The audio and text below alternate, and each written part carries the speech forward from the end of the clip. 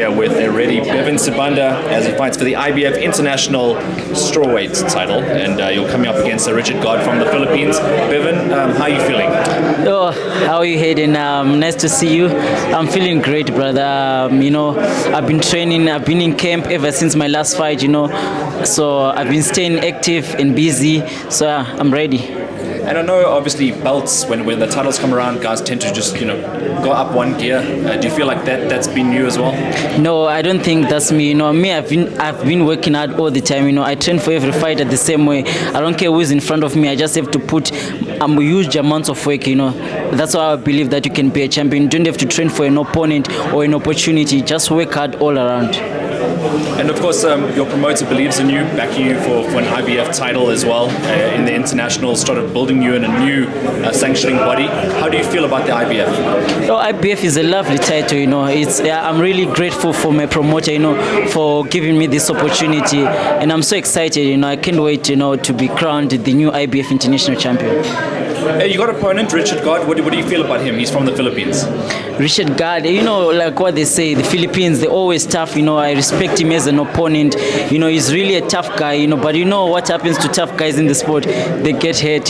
So I'm prepared for him. I actually had a good strategy for him, and until he said that he's gonna knock me out in 2 rounds. I also said if we were allowed to speak in the ring, I would have asked him in round 3, did you really say you were gonna knock me out? But it doesn't matter. I'm prepared for him. If it goes a distance, I'm still taking the win. If it's a stoppage, I'm still gonna stop him. That's it.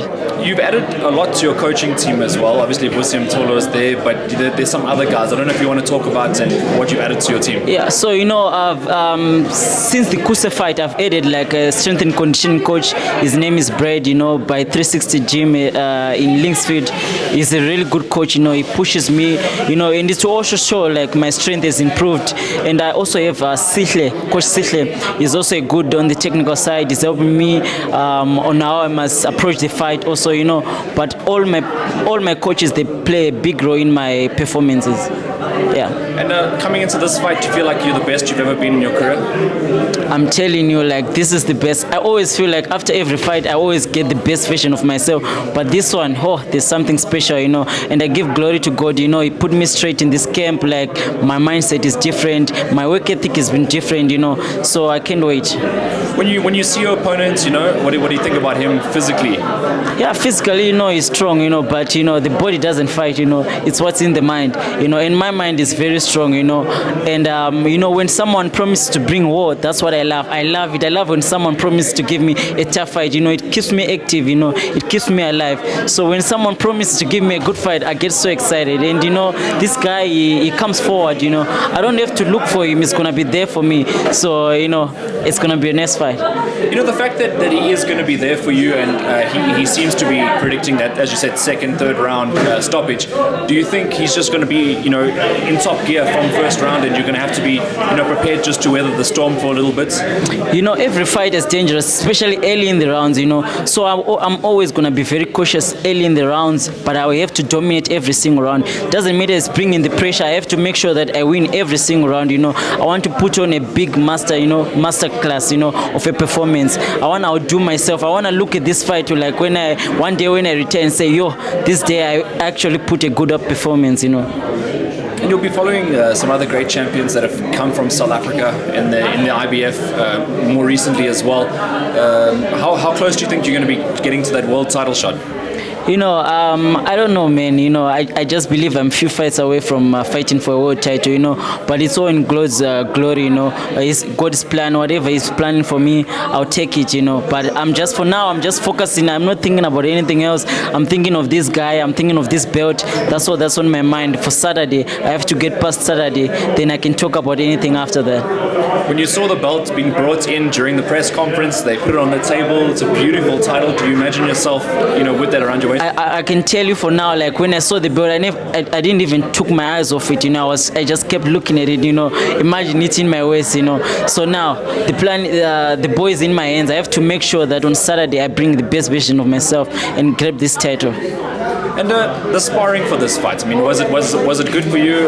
Did you peak at the right time? Is everything right with regards to that? You know, I'm one of the guys who love sparring, but this sparring this side, you know, it's very hard. You know, I always get nervous when I'm about to spar. It's like I'm going to a fight, you know, because I have top class guys here. Like I have Ricardo Malajika and his brother Chauchon, who's also fighting. They give me good sparrings, you know, and they're also big guys.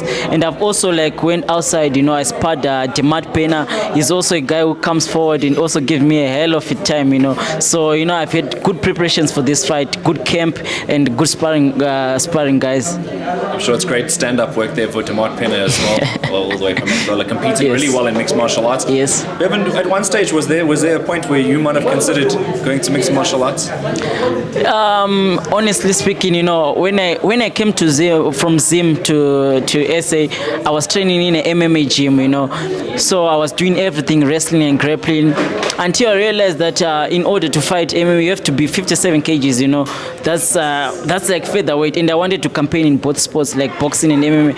I was like, no man, I can't be fighting 57. I'm too small, you know. But I thought I would actually had given it a go in terms of my karate background. I also did karate, you know. But now it's not a thing. I don't want to do the sport ever. And yeah, just speaking about all of those, but now you get to focus on one discipline. You're really good at boxing. Yes. It's your sport. What's your prediction for this fight? For this fight, you know, I'm telling you, like, it's very difficult, you know, to predict a fight. Considering this sport, you know, anything can go wrong, anything can go right. But what I can say is that I am gonna win this fight. I'm gonna take the win. However it comes, it doesn't matter to me. All I want is just to be crowned, to hear that word when they say "and the new" from Harare, from Zimbabwe. That's where my heart is gonna be happy. Yeah. We spoke about his knockout record, but maybe some of the previous opponents haven't been near your level. Do you think he's coming in with a sense of overconfidence?